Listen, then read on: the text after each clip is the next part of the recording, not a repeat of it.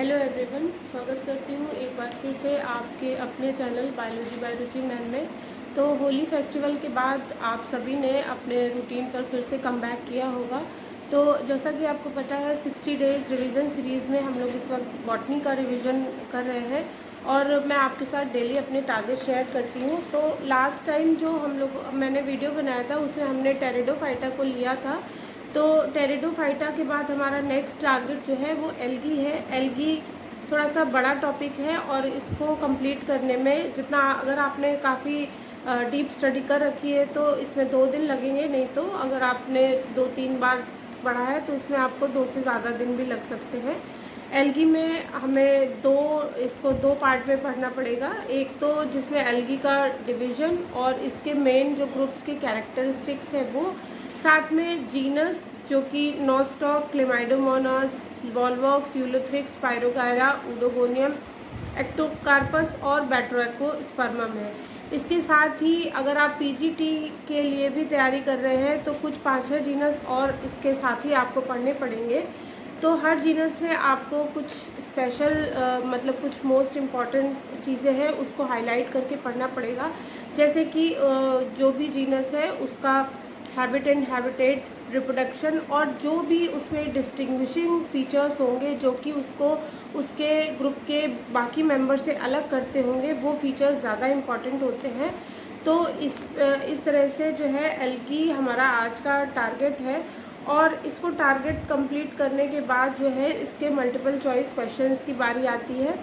Multiple choice questions जो है आप या यूट्यूब की हेल्प से भी कर सकते हैं और या फिर अगर आपने कोई प्रैक्टिस क्वेश्चंस की बुक ले रखी है, मेरे पास जो बुक है मैं यूथ पब्लिकेशन से जो प्रीवियस ईयर क्वेश्चंस लगा रही हूँ, साथ में जो 12th स्टैंडर्ड की बुक होती है उसमें काफ़ी कुछ मल्टीपल चॉइस क्वेश्चंस दिए हुए हैं जो कि यूपी बोर्ड के लिए प्रिस्क्राइब बुक्स है 11th और 12th की, उसमें से आप मल्टीपल चॉइस क्वेश्चंस देख सकते हैं। तो मल्टीपल चॉइस क्वेश्चंस करने से आपको पता चलता है कि हमें चैप्टर के कौन से टॉपिक पर मेन फोकस करना है। तो ये एल्गी में आपको जो है एल्गी का क्लासिफिकेशन भी पढ़ना है। क्लासिफिकेशन में इसके चारों जो डिविजन्स दिए हुए हैं, क्लोरोफाइसी, बेसिलियोफाइसी, फियोफाइसी, रोडोफाइसी और भी बहुत सारे, इन सबको पढ़ने के बाद जो है इसके सारे डिस्टिंग्विशिंग फीचर्स में जैसे कि अलग अलग ग्रुप में प्लास्टिड्स, स्टोर्ड फूड और बहुत से मेन पॉइंट्स हैं जिनका हमें कंपैरेटिव स्टडी करनी है।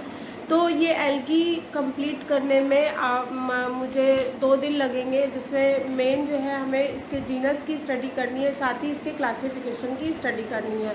होली के फेस्टिवल के बाद थोड़ा सा कम बैक करने में टाइम लगता है क्योंकि एक बिज़ी शेड्यूल में हम आ जाते हैं और वापस से अपने रूटीन में आने में थोड़ा सा टाइम लगता है।